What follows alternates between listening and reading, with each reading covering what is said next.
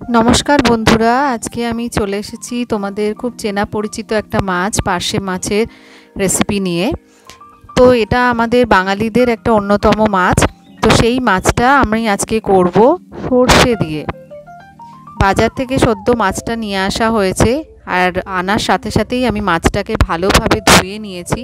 ধুয়ে এইভাবে তোমরা দেখতেই পাচ্ছ ভালোভাবে মাছটাতে হলুদ মাখিয়ে নিচ্ছি। একটু নুন দিয়ে নিলাম। এই হলুদের সাথে একটু নুন ভালো করে মাছটায় মাখিয়ে নিতে হবে। নতুন বিয়ে করেছো, এখনো ঠিকভাবে রান্না শেখোনি, তাদের জন্য কিন্তু খুবই ভালো। অয়েল দিয়ে নিলাম।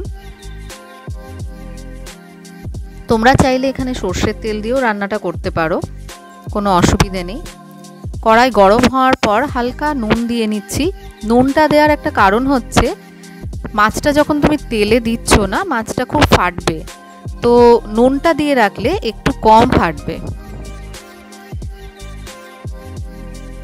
এইভাবে তেলটা ভালোভাবে গরম হয়ে গেলে তারপরেই কিন্তু মাছটা দেবে, না হলে কিন্তু মাছটা গায়ে লেগে যাবে, কড়াইয়ের গায়ে লেগে যাবে, তখন তুমি নিজেই ওটা আর তুলতে পারবে না। মাছটা ভালোভাবে দেখছো ভাজা হচ্ছে। এদিকে আমি একটা পাত্রে একটু সর্ষে ভিজিয়ে নিয়েছি।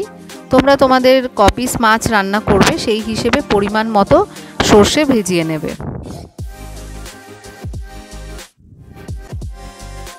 মাছটা ভালোভাবে ভাজা হয়ে গেছে।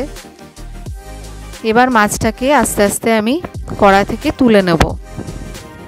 এইভাবে প্রত্যেকটা মাছই তোমাদেরকে আলাদা আলাদা করে ভাজলে ভালো হয়।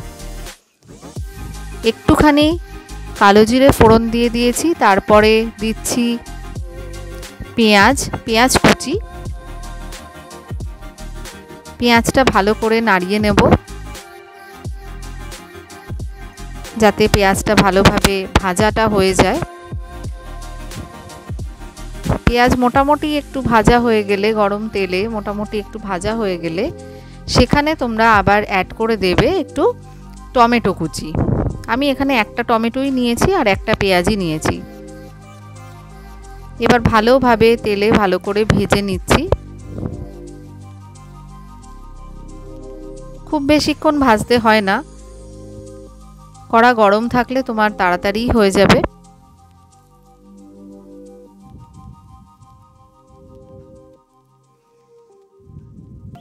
হয়ে গেছে আমার ভাজা।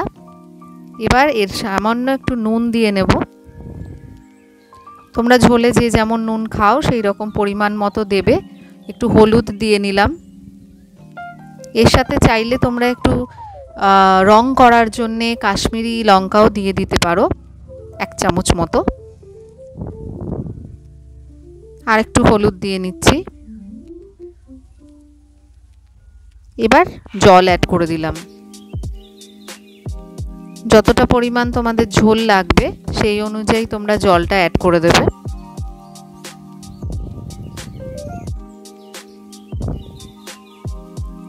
গ্যাসের আঁচ বাড়িয়ে দিয়ে জলটা ফুটতে দেবে।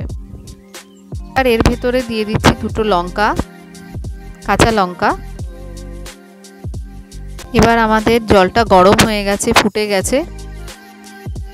এবার আমি কি করব, এবার যে সর্ষেটা ভিজিয়েছিলাম ভালো করে মিক্সিতে পেস্ট করে রেখেছি, সেই পেস্টের সাথে একটু জল মিশিয়ে সর্ষেটা দিয়ে দেব।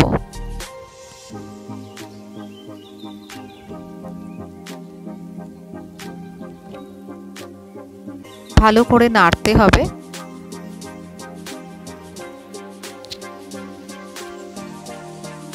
জলটা গরম হয়ে গেছে, ভালো করেই দেখতে পাচ্ছ জলটা গরম হয়ে ফুটতে শুরু করে দিয়েছে ঝোলটা।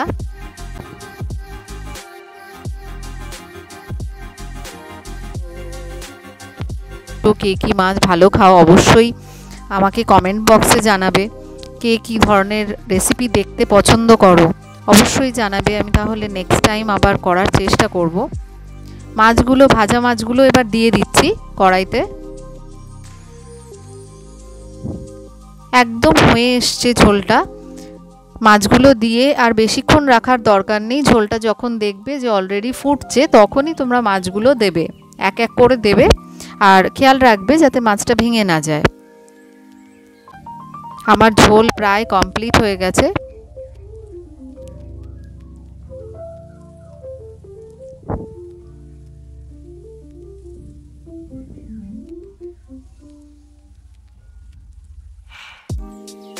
এবার আস্তে আস্তে মাছগুলোকে আমি তুলে নেব।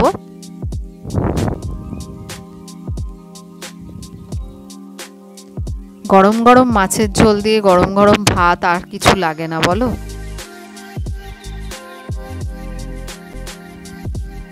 তো আজকের রান্নাটা তোমাদের কেমন লাগলো অবশ্যই আমাকে কিন্তু জানাবে। আর আরেকটা কথা মনে করিয়ে দিই, এইভাবে যখন মাছটা তুমি তুলে নিচ্ছ না, তার ওপরে হালকা একটু কাঁচা সর্ষের তেল ছিটিয়ে দেবে। 1 চামচ মতো কাঁচা সর্ষের তেল ছিটিয়ে দিলে মাছটা কিন্তু একটা আলাদা টেস্ট হবে, আলাদা একটা ঘ্রাণ দেবে। তো সেটা সবার খেতেও ভালো লাগে। যাক, আজকের মতো এখানেই